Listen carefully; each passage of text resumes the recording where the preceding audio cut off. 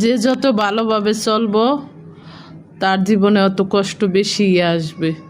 আমি কখনো কারোর সাথে কোনো সিটারি করি নাই, কারোর সাথে মিথ্যে কথা বলি নাই, কারো থেকে 2 টাকা কখনো মিথ্যে কথা বইলা নিয়ে খাই নাই। এ ধরনের স্বভাব আমার নাই, কিন্তু আমার ভাগ্যেই হয়তো দেখতেছি যে কষ্ট বেশি। এই যে আমার স্বামী মারা গেছে, আমার 2টা ছেলে নিয়ে এখন আমার কত কষ্ট করে, খাওয়ার নাই, কোনো রকম দিন যায়, আল্লাহ নেয়। জানি না কবে এই কষ্টের দিন আমার শেষ হইব। তবে আল্লাহ, এখন ছেলে 2টা ছোটো, কোনো কাজকাম করতে পারবো না, ওগুলো কার কাছে রেখে যাবো? আমার মাও অসুস্থ, বুড়া মানুষ, আর আমার বাইরেও তেমন একটা পয়সা আলা না, গরিব।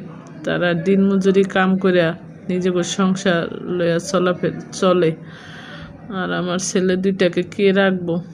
আমি তো কোনো কাজকামও করতে পারবো না। তা আপনারা সবাই দোয়া করেন জানি আমার সামনে দিনগুলা ভালো